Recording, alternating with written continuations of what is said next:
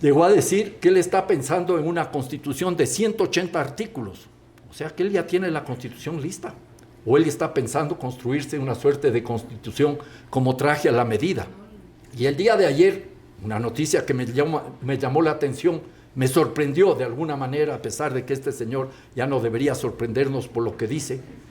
Llegó a decir que la constitución se podría construir con la utilización de inteligencia artificial. Esa es la forma de entender la democracia de un gobernante, que no hay que verlo de forma aislada. Este es el punto para mí medular. No hay que verle como un gobernante que está impulsando un proyecto personal.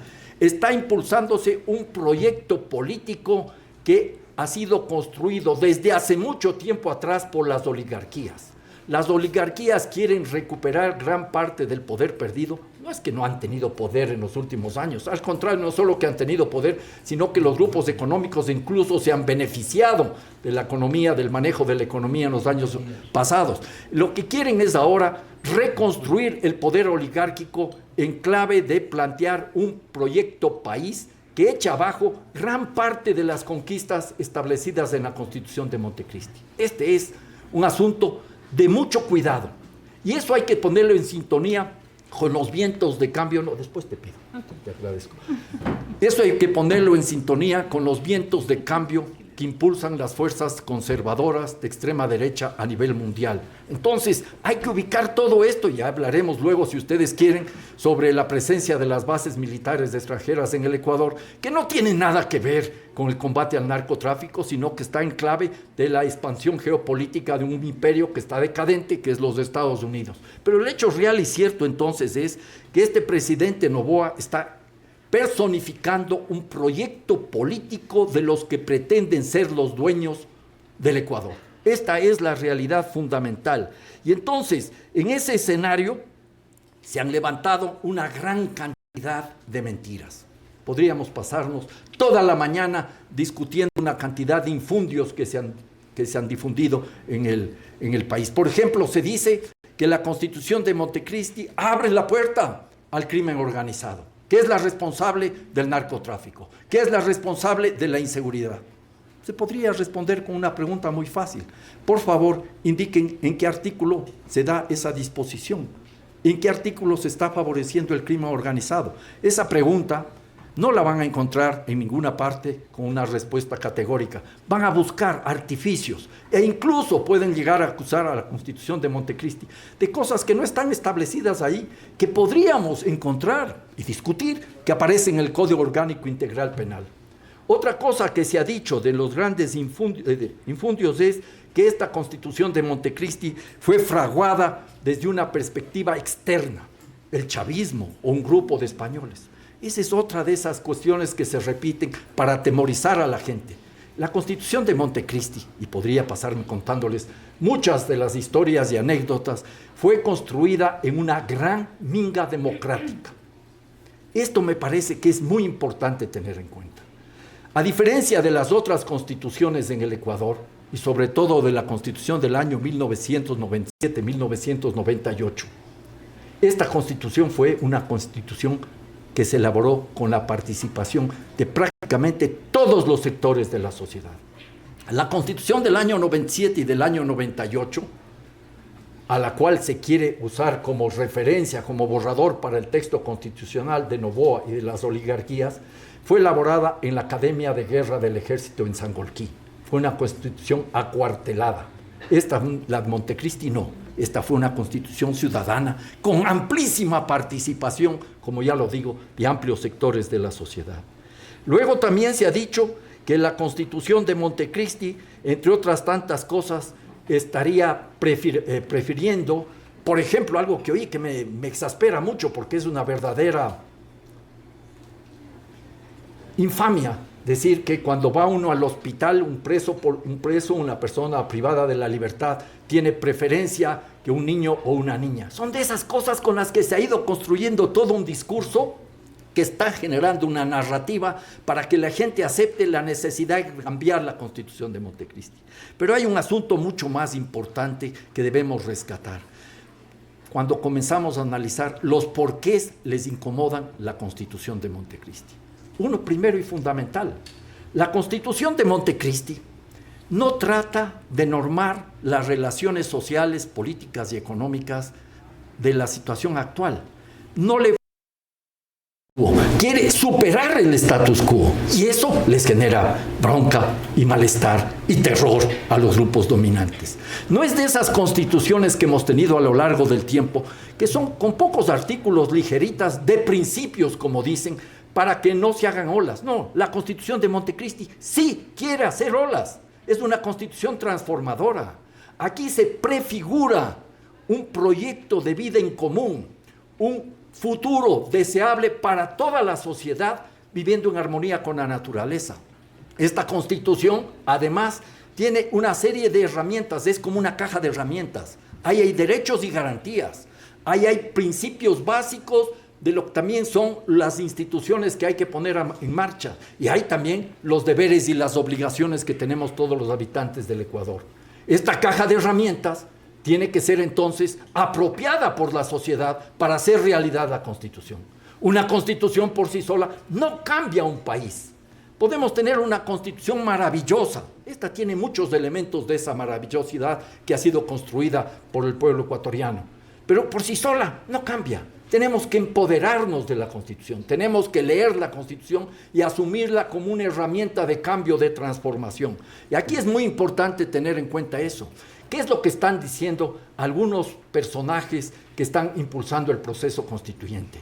Necesitamos una Constitución moderna, acotada a los tiempos, que no tenga muchos artículos, que no tenga esa exageración de derechos y demasiadas garantías que no se pueden cumplir. ¿Qué están pensando? Volver a las constituciones que hemos tenido una y otra vez en nuestra larga y complicada vida constitucional. Un poco de historia no está mal. Nosotros nacimos como Estado independiente, pero proyectándonos para regresar a la República de Colombia en abril del año 1830. Hay que ver la Constitución de 1830. Dijimos, en otras palabras, nos vamos a volver. Nos separamos un tiempo de Colombia, nos establecemos como Estado independiente, pero volveremos a Colombia. Eso sí se hizo en Riobamba, en la Constituyente de Riobamba. 5 años después, en Ambato, se elaboró la primera Constitución de la República del Ecuador. Tenemos 19 constituciones, todas ligeritas. Y las constituciones surgían de los momentos en los cuales los grupos de poder estaban en disputa. Las élites tenían algún enfrentamiento y entonces se recurría a la opción de una nueva constitución. Pero esas nuevas constituciones, en las cuales se fueron avanzando en algunos aspectos importantes que les voy a mencionar enseguida, lo que se quería es mantener el status quo, no afectar la lógica de dominación, las estructuras jerárquicas, ni el modelo de acumulación económico. Había algunos cambios, pero las élites de una u otra manera se acomodaban incluso a algunas presiones sociales. Ustedes podrían revisar la Constitución, cómo eran las constituciones. La primera Constitución de 1830 establecía que para ser ciudadano había que ser hombre, había que saber leer y escribir, tenía que tener alguna propiedad o un ingreso mínimo y tenía que ser libre. No podía ser un peón, un ciudadano. Mujeres no, para nada. ¿Ya? Analfabetos, no, para nada. Y esa idea de élite se mantuvo por lo menos y se proyectó hasta la época liberal. En 1869 la Carta Negra que de García Moreno todavía fue mucho más allá. Había que ser católico, apostólico y romano. Y la Revolución Liberal con la Constitución de 1906 rompió el tutelaje que tenía la religión sobre la vida política. La política era la religión y la religión era la política. Ese fue un paso importantísimo, la Constitución de 1906, en plena Revolución Liberal. Luego tenemos otra constitución interesante, la de 1929, que establece el derecho de las mujeres al voto, pero mujeres alfabetas, no cualquier mujer, mujeres alfabetas. ¿Ya? Luego hay otra constitución lindísima, la de 1845, que incorpora los derechos sociales.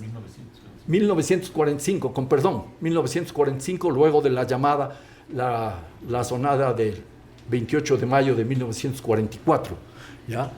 Luego tenemos de 1978 que incorpora la posibilidad, el derecho para que analfabetos y analfabetas puedan votar.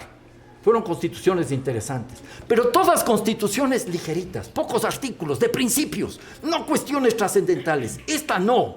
Esta plantea otro tipo de sociedad, ese futuro deseable y herramientas clave para transformar. Por eso tienen terror de que esta Constitución se haga realidad y han buscado permanentemente mecanismos para atacarle y debilitarla.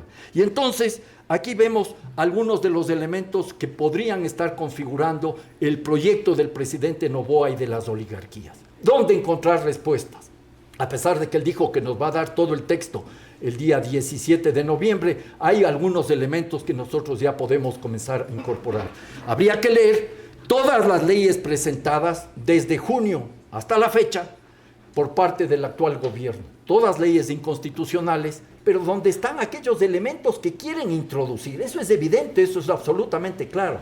También podríamos llegar a recuperar otras cuestiones que ha planteado el mismo presidente de la República. Hace pocos días llegó a decir que el Instituto Ecuatoriano de Seguridad Social, el IES, debería ser solo responsable de las inversiones y de las pensiones, las prestaciones de salud al Ministerio de Salud Pública, cuyos hospitales, sabemos, están colapsados por responsabilidad del gobierno, que le ha recortado en este año más de $400 millones de su presupuesto.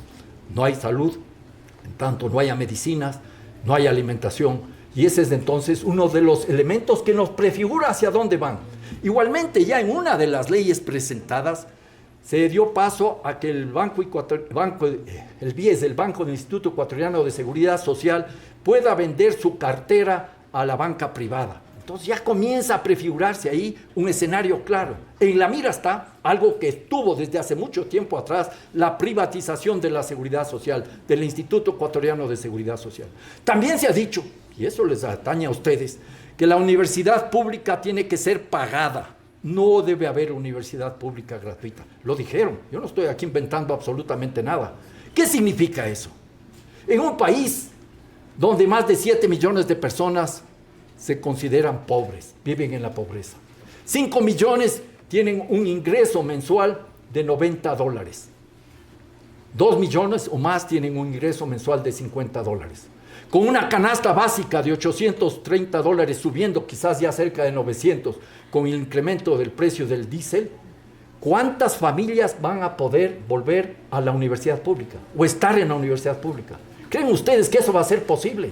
Eliminando la gratuidad de la universidad pública. Son temas que hay que discutir. No estoy hablando aquí en abstracto, ni generando aquí un contradiscurso simplemente para defender la Constitución. Estoy mencionándoles los elementos claros y concretos de lo que se está realizando y de lo que se está pidiendo.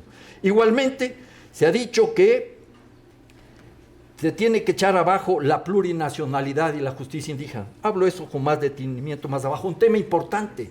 La ministra de Trabajo, hace 2 o 3 días, en una entrevista decía que hay que cambiar todo aquello del 13º y 14º sueldo y hay que volver al trabajo por hora. Entonces, como ustedes pueden ir viendo, tenemos una serie de informaciones que se han ido acumulando, particularmente en los últimos meses, que nos dicen hacia dónde iría la Constitución de Noboa, la Constitución de las oligarquías. Ese es un punto medular. Y entonces ahí vamos viendo algunos aspectos que les incomodan.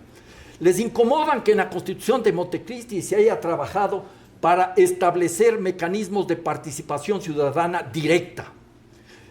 Figurativamente hablando, si ustedes hablan el texto de la Constitución, van a encontrar escrito con mayúsculas participación, la participación. Hay una multiplicidad de mecanismos de participación, veedurías, observatorios, asambleas, comunidades, organizaciones populares, y hay otras que son todavía mucho más interesantes, como son las consultas. Hay distintos tipos de consulta. Hay una consulta previa, libre e informada para los pueblos y nacionalidades indígenas, artículo 57, numeral 7.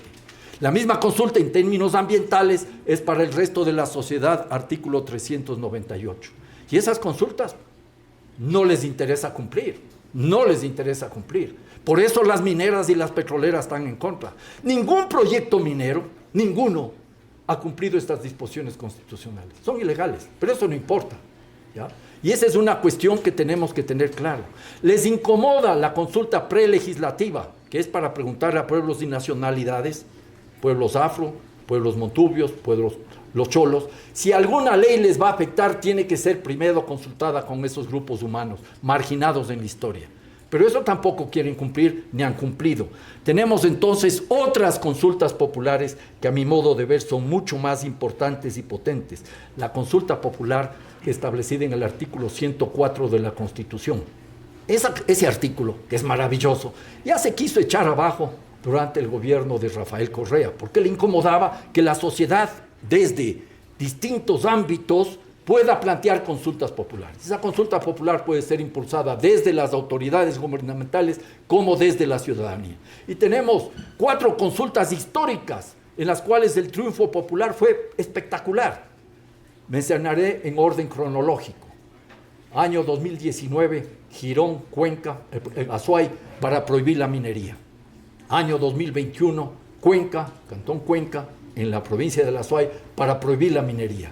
Luego tenemos la otra en la que seguramente muchos de ustedes ya participaron de alguna manera, que es la consulta popular para prohibir la minería en el Distrito Metropolitano de Quito en el año 2023. La del Yasuní, año 2023, que prohíbe la explotación petrolera en ese paraíso del Yasuní. Son consultas populares que fueron construidas desde abajo, rompiendo la resistencia que estaba fortalecida por los gobiernos que no querían dar paso a estas consultas populares. Y alguien me podrá decir, por supuesto, ¿qué sucede con estas consultas que no se cumplen? Entonces no sirven para nada. No, cuidado, eso sería una tremenda ingenuidad. ¿Se imaginan cómo sería el Ecuador si no habrían esas consultas populares? Este rato el Ecuador sería una suerte de gran campamento minero. La Amazonía habría sido ya arrasada. Las consultas populares son de esas herramientas vigorosas que nos dan el derecho a construir un futuro. Estos son uno de los temas que quieren echarse abajo. Quieren afectar el derecho a la participación que tenemos como habitantes de este país. Quieren golpear la democracia. Y quieren también echar abajo algo que les incomodó siempre, el derecho a la resistencia, que es un derecho básico de todo ser humano para oponerse a cualquier aberración del poder. Artículo 98 de la Constitución de Montecristi. Pero hay más, hay algunos puntos donde quiero hacer hincapié que tiene que ver con el ataque desde lo económico. Hay personajes que salen y nos dicen, la Constitución de Montecristi frena la economía.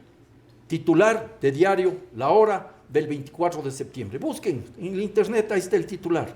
Incluso llegan a decir que porque la Constitución tiene 444 artículos, no hay inversión privada. Se dice cualquier barbaridad. Frena la Constitución de Montecristi la economía.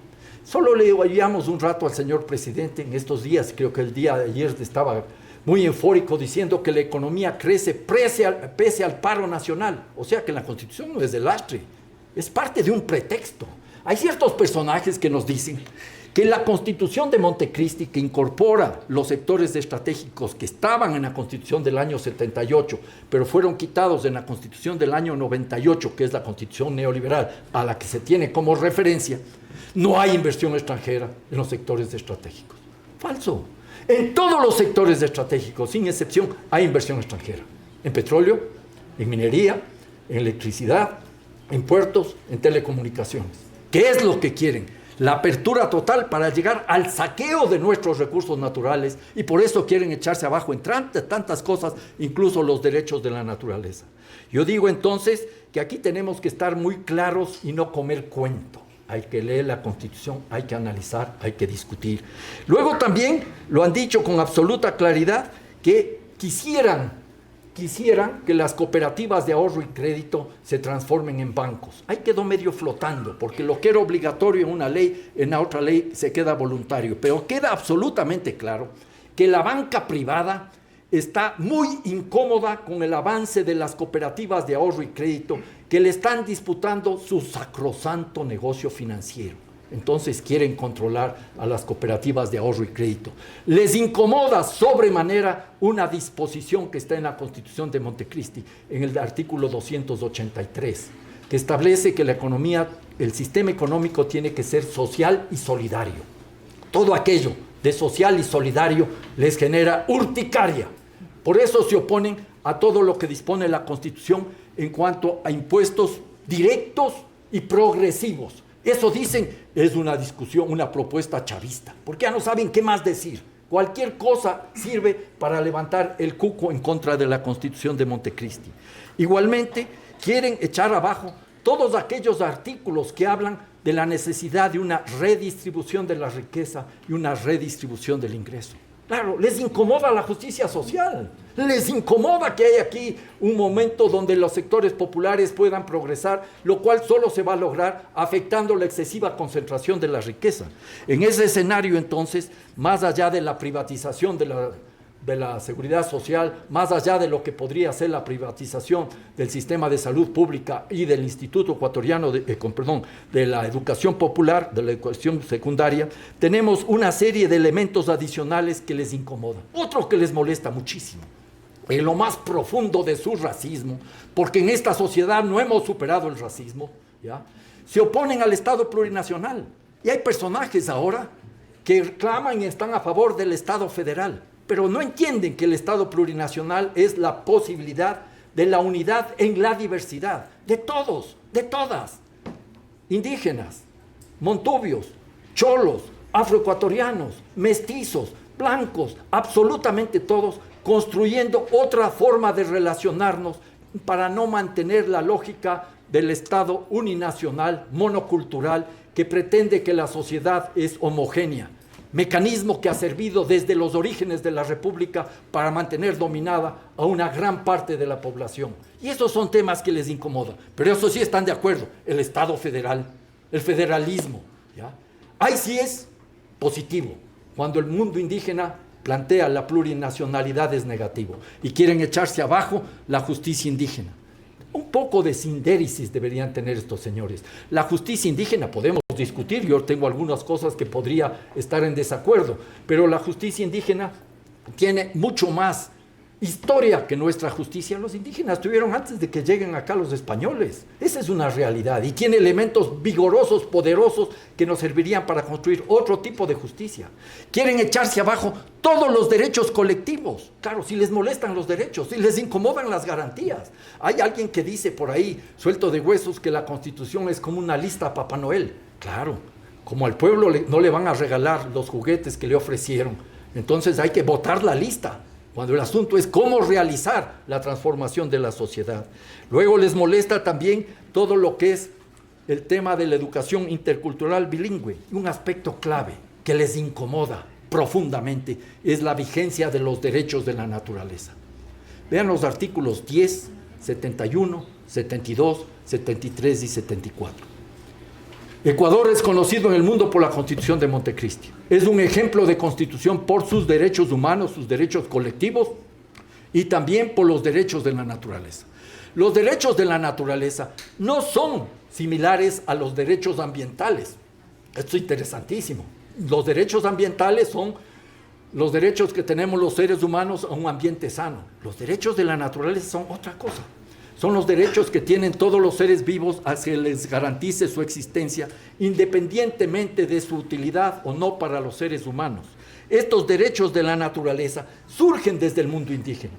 Cuando los indígenas hablan de Pachamama, de Madre Tierra, no están usando como una metáfora, es una realidad cotidiana. Y claro, si nosotros comenzamos a poner en la práctica los derechos de la naturaleza, a verle a la naturaleza como sujeto de derechos, tenemos que comenzar a cuestionar muchos elementos de la estructura social y económica en el país.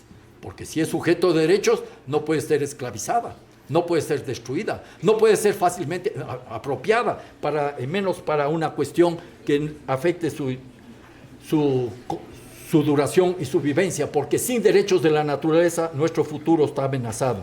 Y aquí habría que anotar rápidamente que este ejemplo de los derechos de la naturaleza que se expande por el mundo, hay más de 40 países que han incorporado, fue ratificado por una opinión consultiva de la Corte Interamericana de Derechos Humanos hace 2 meses.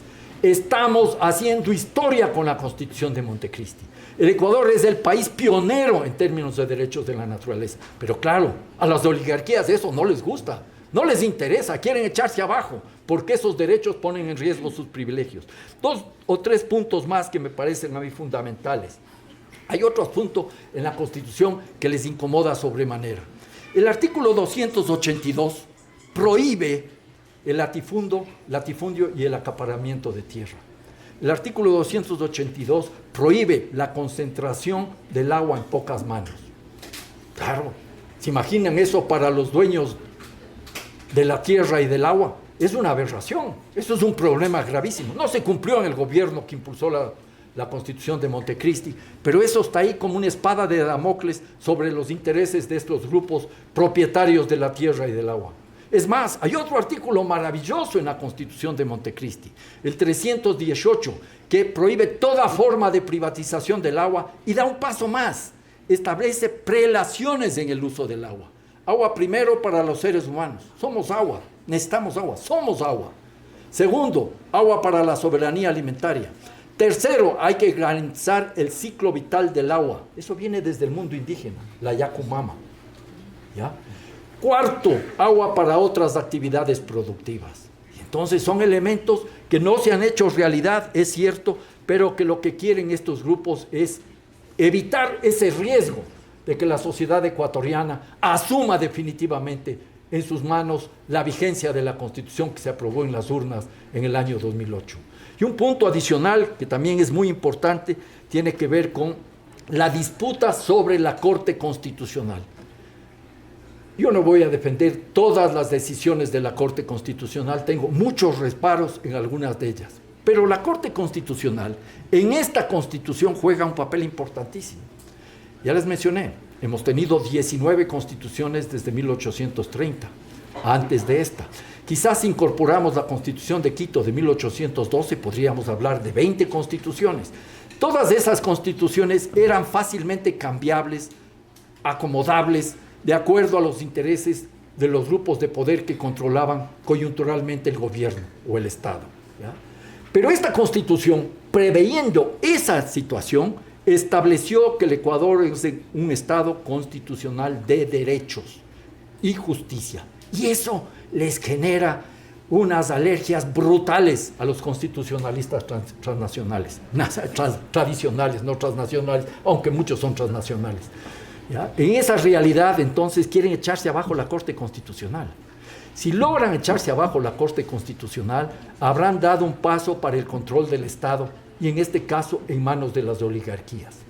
Podríamos ver varios ejemplos en el mundo donde los gobiernos autoritarios lo primero que han hecho es echarse abajo la Corte Constitucional. Ortega en Nicaragua, Bukele en El Salvador, Maduro en Venezuela. Hablemos las cosas claras. El control de la Corte Constitucional es algo fundamental. Antes tenían la idea de que se podía controlar la Corte, e incluso ahora que están planteando que sea una sala más de la Corte Nacional de Justicia para controlar la Corte Constitucional. Este es el punto medular. Y entonces ahí está en riesgo la democracia del país. Ahí está en riesgo la democracia y esa es una de las cuestiones fundamentales. Podríamos, y vamos, cuando ustedes me hagan las preguntas, abordar los otros temas y a profundizar lo que ustedes quieran. Pero entiendan que la Constitución de Montecristi no es la obra de unos cuantos iluminados en esa ciudad maravillosa entre Manta y Portoviejo.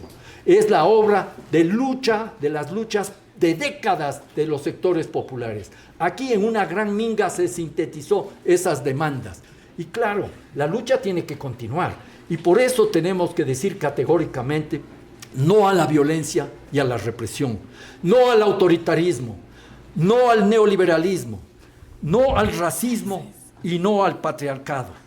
Hay que luchar por la democracia, por la justicia social y la justicia ecológica, por los derechos, por la libertad y sobre todo por la paz. Muchas gracias.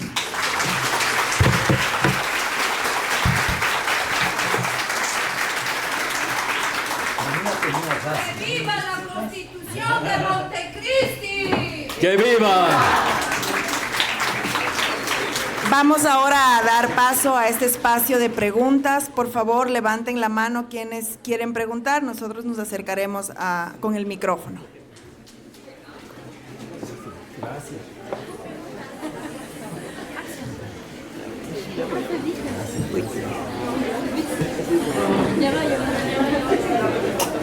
Varias preguntas.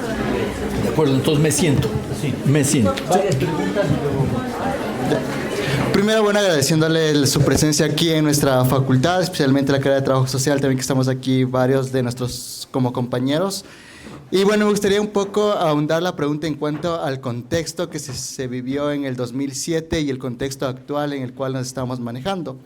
Usted empezaba mencionando que un logro importante de esta Constitución es que logró albergar a la mayoría de movimientos y sectores de nuestra sociedad. En ese sentido, ¿cuáles fueron los factores que posibilitaron que todos estos movimientos sociales sean parte de la construcción de esta Constitución? Y también, ¿cuál es el contexto actual teniendo en cuenta las preguntas del referéndum en las cuales nos hablan de la reducción del número de asambleístas, así como también el retiro del financiamiento a los partidos? O sea, ¿cuáles serían los impactos que tendrían estos para la construcción de una nueva constituyente de llegarse a ganar el sí? Vamos a agrupar varias preguntas. ¿Quién tiene otra pregunta? Ya, acá. Pregunten. Jóvenes. Buenos días. Jueves no muerto. Mi pregunta va relacionada con un punto que topó y tiene que ver con el extractivismo. Si bien la Constitución actual, como se habló, promulga una regulación de este sector minero, usted también dijo que muchas o la mayoría de todas estas concesiones no se cumplieron, o sea, se hizo por margen de la Constitución. ¿Cuál sería la alternativa en un país que es generador de materias primas y además estamos en medio de una lucha geopolítica, en este caso como China y Estados Unidos? Esa sería mi pregunta.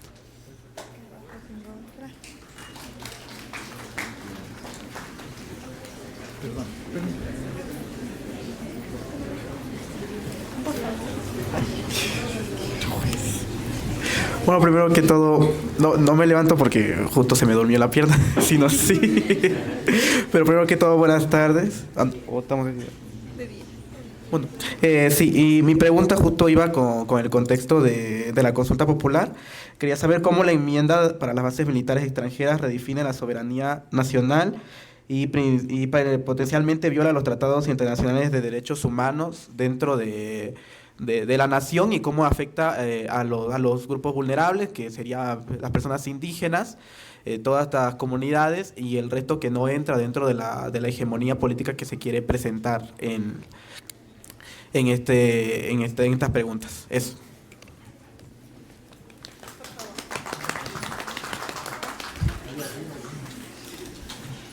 Buenos días, mi estimado doctor Alberto Acosta. Permítame felicitarle. Yo soy un ex alumno de aquí de la gloriosa Universidad Central del Ecuador, soy un abogado. Salí en más de 16 años y medio de esta prestigiosa Universidad Central. Mi estimado doctor, quería consultarle, y entiendo que debe ser también varias de las inquietudes respecto cuál sería el efecto en caso de que gane el sí en la consulta popular y una posible reforma a la Constitución en cuanto al Consejo de Participación Ciudadana. Muchas gracias. ¿Una más? Buenos días con todos. Felicitarle, doctor, un gusto volverle a ver. La pregunta mía va de la siguiente manera. Con el artículo 318, que es el que usted nos indica y el más importante según mi criterio, quisiera por favor saber en qué contexto nosotros como universitarios nos apoyamos y qué es lo que tendríamos que hacer para defender lo más importante, que es el agua. Hacemos un bloque de más preguntas.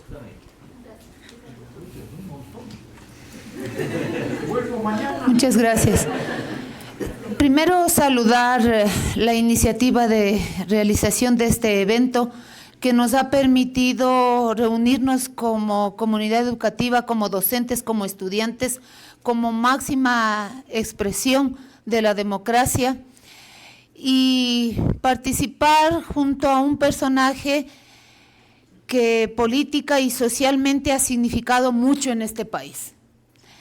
Economista, muchísimas gracias. Muchos nos formamos con sus obras, con su legado, con su conocimiento, y tenemos la herencia suya de lo que le ha contribuido a las universidades y a este país. La pregunta va por lo siguiente.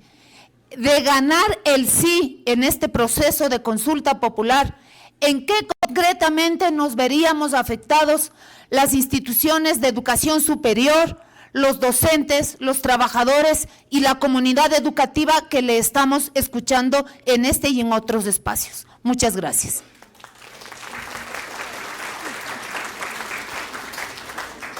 Por favor. Compañero de... Bueno, buenos días con todos los presentes. Quiero agradecer el espacio que se está dando para hablar de algo tan importante como es la nueva consulta popular. La pregunta va ligada de mano que hemos visto que a lo largo del periodo de Daniel Noboa se han visto muchas violaciones a lo que rige la Constitución. Mi pregunta va de qué son estos mecanismos que la Constitución tiene para evitar ser pisoteada, ser violada en diferentes aspectos, ya sea de la minería ilegal o de procesos jurídicos sociales. Entonces, en caso de ganar el no y que la constituyente de Montecristi se mantenga, ¿cuáles son estos mecanismos que servirán para evitar que estas violaciones sigan prolongando en el periodo de Daniel Noboa o consiguientes?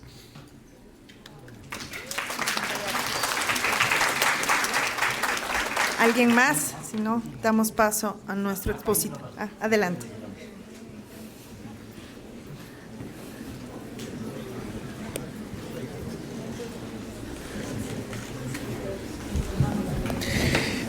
Por otro lado, el carácter hiperpresidencialista de esta Constitución ha permitido, por ejemplo, a Lazo disolver la Asamblea, así también como a Noboa imponer leyes de carácter económico urgente.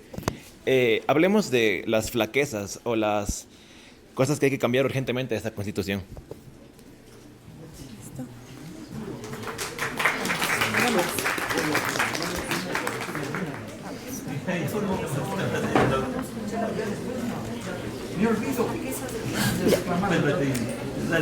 Una más. Buenos días con todos. Bueno, quiero empezar con una cita de Naomi Klein. Ella nos dice que no están ciegos, son malvados, tienen la vista perfectamente sana.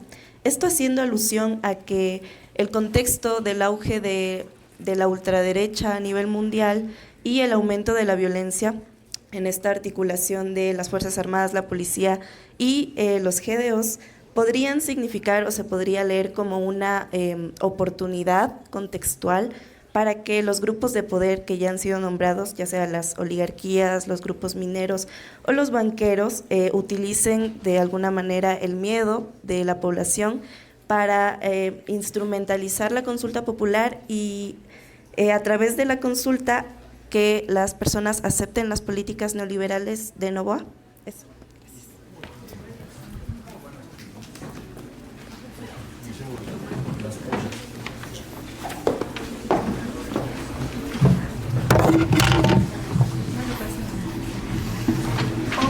No. El púlpito me gusta a mí. Y yo soy medio cura.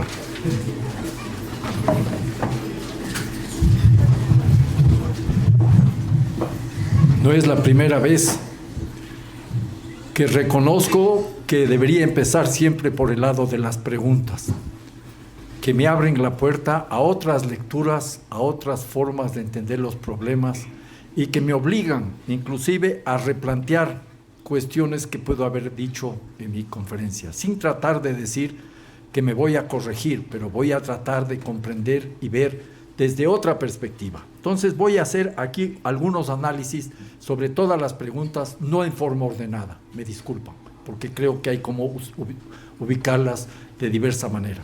Hay dos preguntas adicionales en la consulta popular, donde mucha gente va a votar sí. ¿Cómo es posible que desperdiciemos plata en los partidos políticos? ¿Cómo podemos financiar los partidos políticos? Pero se han puesto a pensar, ¿quién va a financiar los partidos políticos? ¿Dónde están las chequeras interminables? En las empresas mineras, en las petroleras, en la banca privada, en las grandes oligarquías, en el crimen organizado. Eso no quiere decir que no haya que controlar y vigilar y auditar el manejo de los recursos que tienen los partidos políticos. Pero ojo, esto que puede aparecer como un ahorro, como una ventaja, puede abrir la puerta a problemas sumamente graves. ¿Cómo se financian las elecciones en los Estados Unidos? Libremente. Los que tienen más plata son los que llevan adelante las grandes campañas. Lo mismo vamos a vivir acá. Por eso en Montecristi se quiso poner un freno al financiamiento de los partidos políticos por las chequeras de las oligarquías. Punto 1. tomen en cuenta. Punto 2, reducir el número de asambleístas. Uno dice, claro, vamos a ahorrar plata. Menor número de asambleístas va a dar lugar a una mayor calidad de los asambleístas. No, de ninguna manera. Y va a generar varios problemas de ese menor número de asambleístas. 14 provincias se quedan con un solo asambleísta. Hay provincias como Azuay, que tenía 6, se queda con 2. Se queda con 2. ¿Ya? Esa es la realidad. Vamos a seguir fortaleciendo el bicentralismo. Pichincha y Guayas tendría 10, Pichincha 6. El mayor número de asambleístas estarían ahí. Y luego, los 25 nacionales normalmente, ¿de dónde provienen? De personas que viven en Quito y Guayaquil. Y completemos el asunto. Una resolución de la Asamblea Nacional con participación de la mayoría novoístico-reísta restableció un sistema de distribución de escaños que se llama D'Hondt, que favorece a los partidos políticos más votados. Entonces, si hay asamblea constituyente, ya sabemos cuáles van a ser los dos grupos que van a dominar el escenario de ese proceso constituyente. Hay que pensar en esas preguntas también, y eso me parece fundamental. Luego, sin lugar a dudas, una de las cuestiones que tenemos que hablar y discutir con tranquilidad y franqueza es cómo abordar el tema del extractivismo. El extractivismo es esa forma de apropiación de la naturaleza, siempre con violencia, siempre con corrupción, para obtener recursos que son sin ser procesados, son vendidos en el mercado internacional. Y así el Ecuador ha sido un país producto, desde los orígenes de la República. País cacautero, país bananero, país petrolero, país floricultor, país camaronero, país atunero, y aspira a ser país minero. Mientras sigamos en esa senda, no vamos a resolver los problemas de fondo, porque normalmente, eso es lo que se conoce, esta lógica del extractivismo genera estados rentistas, empresarios rentistas, una economía atada a las relaciones de clientelismo y gobiernos autoritarios, donde, ya lo dije, la corrupción y la violencia no son una consecuencia, sino una condición necesaria para que esto suceda. Entonces, ¿cómo construir economías post-extractivistas? Eso no se hace de la noche a la mañana. Un ejemplo concreto de algo que deberíamos desarrollar en alguna otra oportunidad si me vuelven a invitar. No solo basta vender el mejor cacao del mundo en términos de calidad, sino cuándo vamos a vender el mejor chocolate del mundo, incorporando a los productores de cacao en los beneficios de toda la cadena de comercialización, de procesamiento y de comercialización. Entonces hay que darle vueltas y eso me parece que es fundamental. Ahí tenemos que... ¿Me prestas un lápiz, Pancho? Ahí tenemos, disculpen porque tengo que organizar el desorden que tengo acá. Ahí tenemos que entonces comenzar a hablar de la minería. Preguntaron, ¿les interesa el tema de la minería? Hemos visto estos días, empezó en pleno paro nacional, y en estos días, cómo las Fuerzas Armadas se movilizan para atacar campamentos mineros o lugares mineros. Y alguna gente dirá, está bien, yo creo que está bien que les combatan, pero eso es parte de un show. Esto es simplemente para la propaganda. La pregunta que me hago yo es, ¿por qué no se ha combatido la minería ilegal antes? Se conoce, al menos públicamente, que hay minería ilegal desde el año 2020. Busquen en el internet el Plan Nacional de Desarrollo del Sector Minero, página 108, 109, 110, 111, 112 y creo que llega a la 113. Ahí ubica la minería ilegal provincia por provincia, cantón por cantón, parroquia por parroquia. Seguramente hay más espacios ahora, ¿ya? ¿Por qué no se le ha combatido? La respuesta es muy simple. Hay una complicidad de las autoridades oficiales con los mineros ilegales. Cerca de la ciudad de Tena, en la provincia del Napo, en una de las pocas intervenciones anteriores de las Fuerzas Armadas, se capturaron equipos que estaban dedicados a la minería ilegal. ¿De dónde eran esos equipos? La minería ilegal no es que así algo que es con ese que vemos en las películas de vaqueros, con ese el platito que está recogiendo apenas unas lágrimas de oro. No. Retroexcavadoras de un costo de $250,000 y más. ¿De dónde era la maquinaria? De las prefecturas y de los municipios que estaban cerca. Es que eso hay que decir. Y acaban de descubrir estos días, la noticia del día, que habría oficiales de las Fuerzas Armadas vinculados con la minería ilegal. ¿Ya? Entonces, un primer punto. Un segundo punto de detalle importantísimo. La minería llamada legal es ilegal. Ningún proyecto minero ha cumplido con la consulta previa, libre, informada, ni la consulta ambiental. Ningún proyecto minero cumple con otra disposición de la Constitución, artículo 408, que dice que todos los proyectos extractivos tienen que dejar más de la mitad del beneficio al Estado ecuatoriano. Ninguno cumple con eso. Entonces, vamos a otro detallito. La vinculación entre las empresas mineras ilegales con las legales, entre comillas, es estrecha. Hay mecanismos. Muchas veces las empresas ilegales son solo la punta de lanza para abrir la puerta a las empresas legales. El año pasado, hay una información publicada en la revista Plan B, se exportó en Ecuador 1.300 millones de dólares a través de 59 personas naturales y jurídicas, algunas de las cuales no tienen ni siquiera RUC. ¿Ya? ¿De dónde salió ese oro? El oro que oficialmente se explota está sobre todo en el proyecto Fruta del Norte en la cordillera del Cóndor. Esa empresa, Aurelia, exportó como 1.170 millones de dólares en el oro. ¿De dónde salieron esos 1.300 millones de dólares? No se puede controlar eso. Claro, pero nos hacen el show de disparar unos cuantos morteros, hacer volar un par de aviones, incluso en territorios donde no hay minería ilegal. Lo que acaba de pasar en el Azuay, en Río Blanco. No hay minería ilegal. Ahí hubo una empresa minera que extrajo oro, la comunidad bloqueó, hay una sentencia judicial, no puede seguir siendo extraído el mineral en esa zona. Y lo que han hecho es simplemente ir a recoger los destrozos, los restos del trabajo de esa empresa minera, que siempre generan tremendas destrucciones. Y eso es lo que nos aparece ahora como la lucha contra la minería ilegal.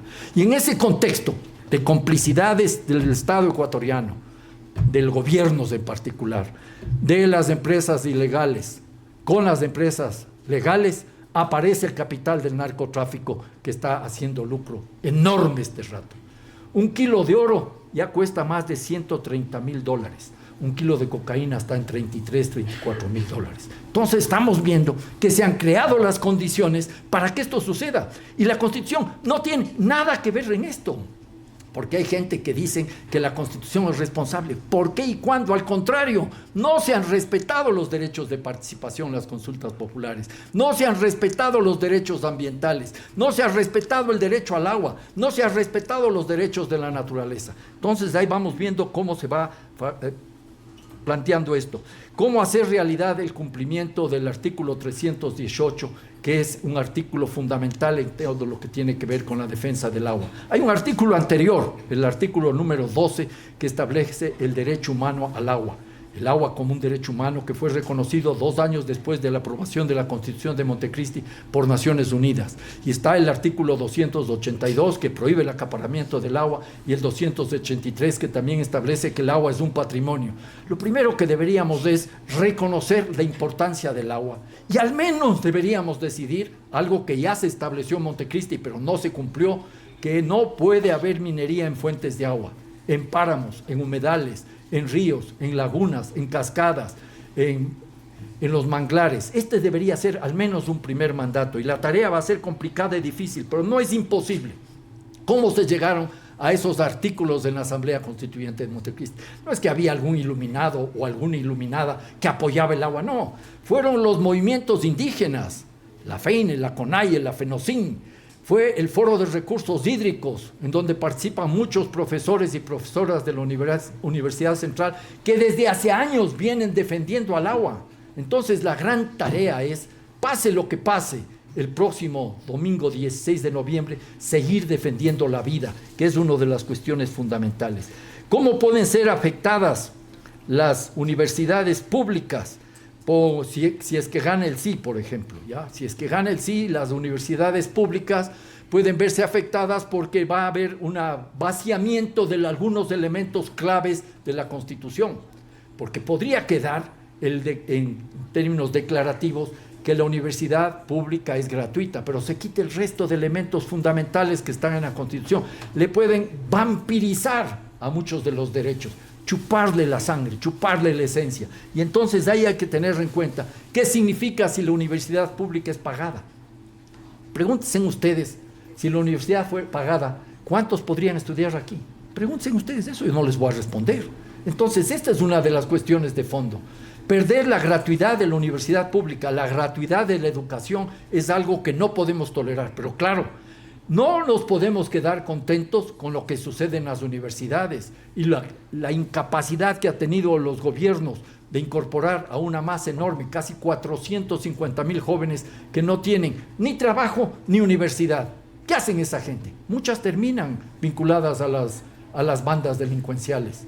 Las bandas delincuenciales, ustedes deben saber, son el mayor empleador del país en la actualidad. Ya se acercan a 65,000 personas. ¿Por qué no canalizar adecuadamente recursos para las universidades? Lo mismo para la salud. En la Constitución hay 2 transitorias importantísimas.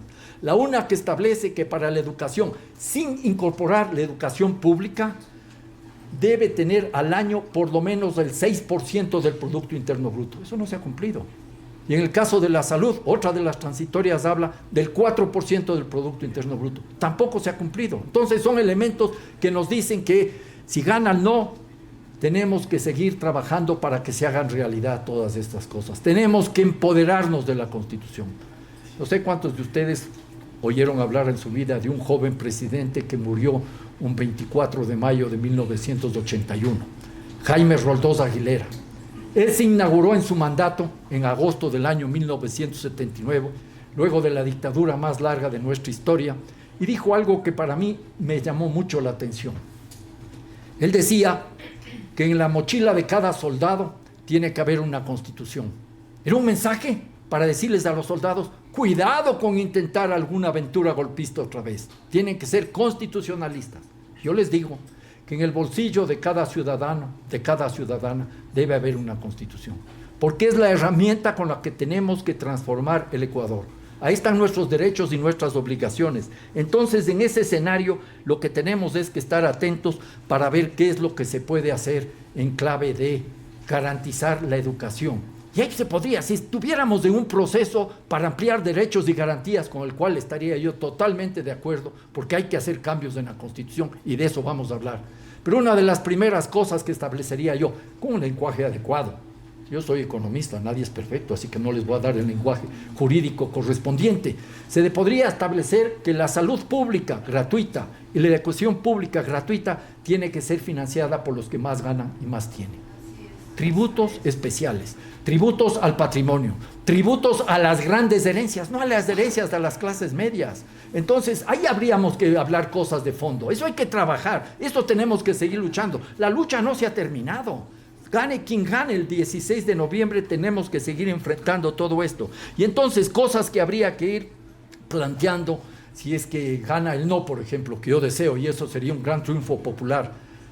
Lo primero que tendríamos que comenzar es a reflexionar cómo, qué y cómo cambiar en la Constitución. No salió el tiro por la culata con el Consejo de Participación Ciudadana y Control Social, lo reconozco paladinamente, pero no creo que sea la solución volver al pasado. ¿Cómo se nombraban las autoridades de control del Estado antes? En el Congreso Nacional. ¿A través de qué? La troncha política. Los partidos políticos mayoritarios se dividían el control del Estado. Yo no estoy de acuerdo con eso. No estoy de acuerdo con cómo está funcionando el Consejo de Participación Ciudadana. Entonces, habría que ser creativos para que, por ejemplo, un Consejo de Participación Ciudadana controlado por las universidades, no electo, para que no haya esa manipulación electoral que lo hemos vivido, se encargue de hacer los procesos de selección y establezca las ternas para que luego la Asamblea Nacional escoja entre esas ternas. Esa es una idea gruesa que habría que desarrollarla. El tema del hiperpresidencialismo, esta es una cuestión que acompaña a todas las constituciones de la República. Nosotros tenemos un sistema presidencialista, épocas en las que hubo más presidencialismo, épocas en que hubo menos. Por ejemplo, en la Constitución de 1998 había una disposición para cuando había algún juicio político, si el ministro o la ministra eran censuradas, no se iban a su casa, eso dependía del presidente de la República. Él es el que aceptaba si se iban o no se iban.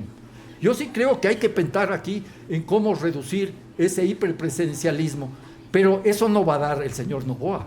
¿Ustedes creen que el señor Noboa va a ir a la Asamblea Constituyente con su constitución elaborada en inteligencia artificial para reducirse poder? No. Lo que tenemos entonces, esa es otra tarea importante, cómo construimos desde abajo otro Estado donde la toma de decisiones sea mucho más horizontal, mucho más participativa, mucho más comunitaria. Esa es una de las tareas fundamentales. Y entonces, si gana el no, nos tocará una gran tarea para apoderarnos de la Constitución. Pero si gana el sí, supongamos que gane el sí, tenemos que seguir defendiendo la Constitución. Yo les invitaría a conformar todas las asambleas constituyentes populares posibles. Debería haber una asamblea constituyente popular que defienda la educación. Y cada derecho que se restringe en la nueva constitución de las oligarquías, hay que protestar y hay que movilizarnos. Cada garantía que se echa abajo, hay que protestar, hay que movilizarnos. Esa sería la gran tarea. También habrá que participar en la discusión y el debate para ir a la nueva asamblea constituyente, pero ya sabemos que allá van a ir los partidos más grandes y los partidos pequeños se quedan al margen. Este es un asunto también de mucho cuidado que no podemos dejarle de lado. En ese contexto, yo creo que efectivamente, y voy cerrando ya, hay que tener en cuenta un tema que me estoy olvidando, que es importante. ¿Cuáles fueron los contextos del 2007 y del 2025? Al 2025 llegamos con un presidente que nos dice, denme un cheque en blanco, si gano, les cuento qué quiero de Constitución. Y algunas informaciones. Al 2007 no. Al 2007 llegamos con propuestas claras y transparentes. Hay publicaciones que pueden encontrar ustedes de cómo se fue elaborando lo que sería el plan de gobierno de Alianza País 2007-2011. Ahí está sintetizado los puntos medulares de la Constitución. 2007-2011, ¿ya? Ahí está elaborado eso y en ese escenario pueden ver cómo participaron cientos de personas y decenas de organizaciones. Pero no es que lo elaboramos solo el año 2006, no, eso viene de atrás. Todo lo que son las propuestas que provienen del mundo indígena, de la plurinacionalidad y demás, vienen del levantamiento indígena del año 1990, mayo, junio, el levantamiento del Inti Raymi.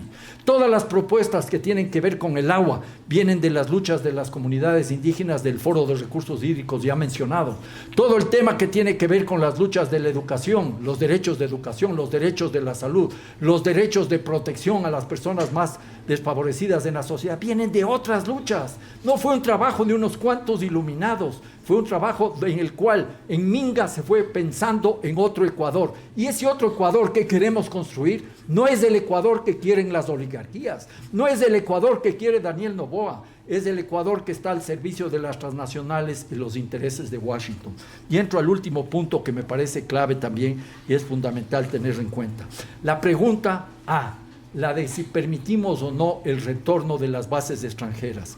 Creo que tengo aquí la pregunta que quería leerles. ¿Cuál es esa pregunta? Dice lo siguiente: ¿está usted de acuerdo con que se elimine la prohibición de establecer bases militares extranjeras o instalaciones extranjeras con propósitos militares y de ceder bases militares nacionales a fuerzas armadas o de seguridad extranjera? Lean la pregunta. Eso es lo que está prohibido en el artículo 5 de la Constitución, que habla de que el Ecuador es un territorio de paz. Lean despacito la pregunta, está muy interesante. Entonces, ¿qué se va a hacer acá? No solo que puede haber tropas extranjeras y bases extranjeras, sino que se va a ceder instalaciones ecuatorianas a tropas extranjeras. Y a mercenarios, no se olviden de ese asunto. Esas son las fuerzas de seguridad extranjeras. Y el presidente Noboa ya ha suscrito convenios con los mercenarios. Estas son cosas que no podemos negar, ¿ya? Y entonces, en ese escenario, invitar en medio de la bronca, del miedo que han generado, porque hay una política de shock, generar miedo para que la gente acepte esto y crea que vamos a cambiar cuando en realidad vamos a retroceder si gana la constituyente de las oligarquías. ¿Qué es lo que quieren hacer? Que lleguen soldados no solo de los Estados Unidos, sino tropas que no tienen ni Dios, ni ley, ni patria, a los cuales la paz no es un negocio, al contrario, la guerra es un negocio. Y sabemos qué ha pasado con la presencia de mercenarios en otros países. Ha sido el punto de partida del paramilitarismo. Y entonces alguno dirá, pero economistas, sí necesitamos apoyo extranjero para combatir el narcotráfico, pero no bases militares. Ya estuvo la base militar norteamericana en Manta, 1999, año 2009. ¿Se redujo el envío de droga? No. Hay estudios que nos dicen que se multiplicó por 3. Claro, no son las magnitudes de ahora, cuando la gran cantidad de cargamentos de bananos salen cargados de cocaína. No es de esta época, se multiplicó por 3. La delincuencia se disparó. La violación a los derechos humanos fue una constante. violación a los pescadores, el aumento de la prostitución infantil en Manta, está documentado, no es de cuestiones hipotéticas. Es más, un embajador norteamericano, el señor Chapman, al finalizar su gestión el año 2019, se fue diciendo: los Estados Unidos no necesitan bases militares para combatir el narcotráfico. Busquen la declaración, está en el vistazo, escrita, y pueden ver, oír el video y ver el video de este señor. Entonces, ¿por qué? En Colombia hay como 7 instalaciones, o no sé si más o menos, militares norteamericanas. En Perú como 6. ¿Se ha reducido la producción de coca y cocaína en esos territorios? No se ha reducido. Los Estados Unidos tienen cerca de 1,000 instalaciones militares a nivel mundial. Grandes bases, pequeños puestos de observación. ¿Se ha reducido el narcotráfico? No se ha reducido el narcotráfico. La pregunta de fondo es: ¿por qué quieren los Estados Unidos tener una base militar en el Ecuador si no sirve para el narcotráfico? Esa es la pregunta que tenemos que hacernos. Por razones geopolíticas. Quieren tener un control de este espacio del Pacífico, desde Galápagos, desde Manta o desde Salinas. Ayer hablaban que también quisieran tener instalaciones militares en la Amazonía, en Orellana y Sucumbíos. Y se puede empezar un pequeño detallito al margen. La consulta popular para ver si se autoriza o no las bases militares es el domingo 16 de noviembre.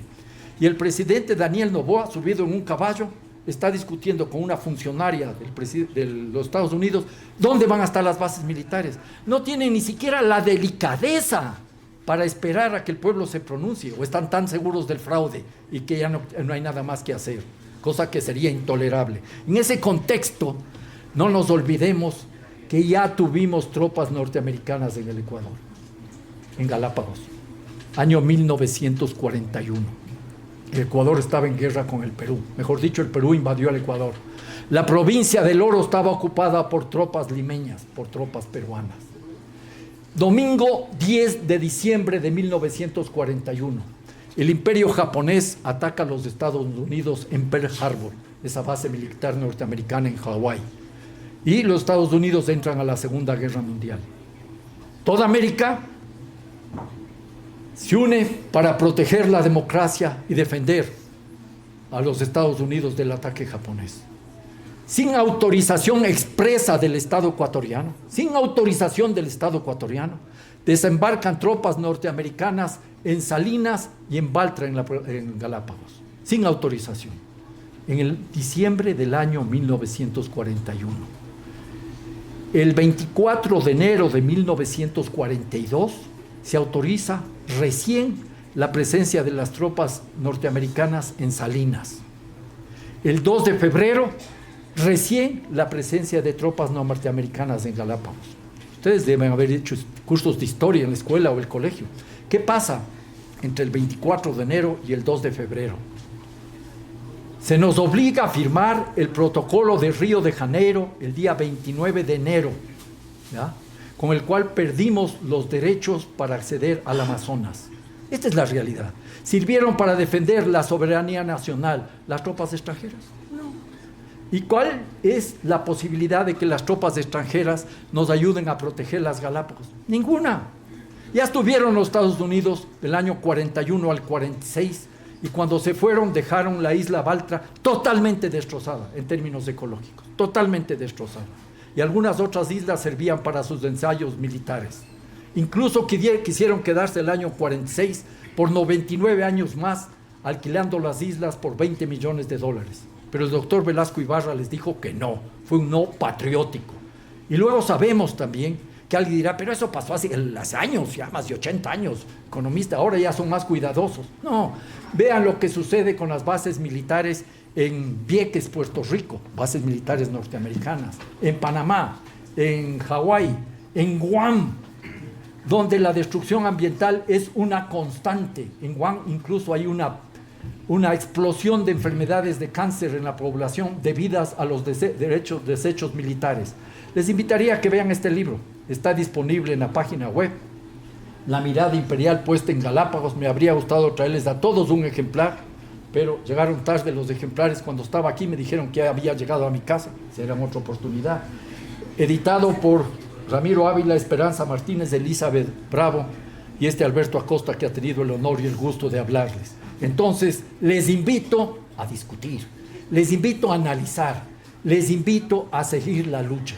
Nosotros no tenemos el derecho a perder la esperanza, la alegría y la creatividad. En juego está la vida misma. Muchas gracias.